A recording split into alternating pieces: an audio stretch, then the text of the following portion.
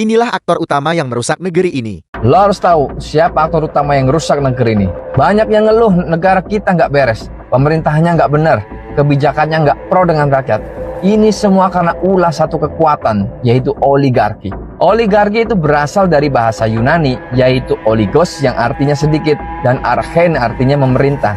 Jadi gampangannya, oligarki itu adalah pemerintahan yang dikendalikan hanya segelintir orang. Bukan raja, bukan presiden, tapi sekelompok kecil orang yang mempunyai kekuatan uang dan kekuasaan yang sangat luar biasa besarnya. Lo mau tahu cara mereka bekerja? Yang pertama, biayai kampanye politik. Saat menjelang pemilu, mereka nggak diam. Mereka datang suplai logistik untuk kemenangan, baik di eksekutif maupun di legislatif.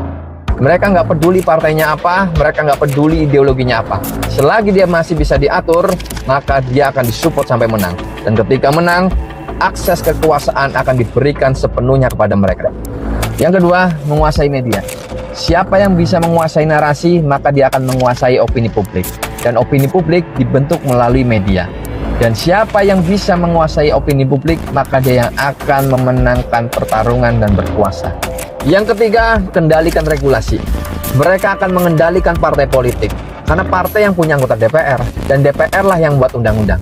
Ketika partai sudah dikendalikan, maka mereka bisa membuat undang-undang sesuai dengan kepentingan mereka dan sesuai dengan selera mereka. Demokrasinya sih tetap jalan, pemilu tetap ada, tapi siapa yang menang udah ditentuin sebelum lo datang ke TPS buat nyoblos.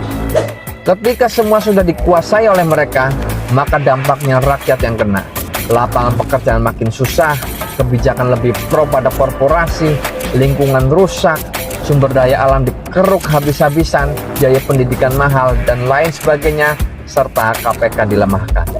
Dan lo harus tahu bahwa 4 orang terkaya di Indonesia, kekayaannya setara dengan 100 juta orang termiskin. Dan data Bank Dunia tahun 2025 mengatakan bahwa 1% orang terkaya di Indonesia menguasai hampir 50% kekayaan negara. Dan inilah yang menyebabkan kemiskinan terstruktur, bro. Yang miskin makin miskin, yang kaya makin merajalela.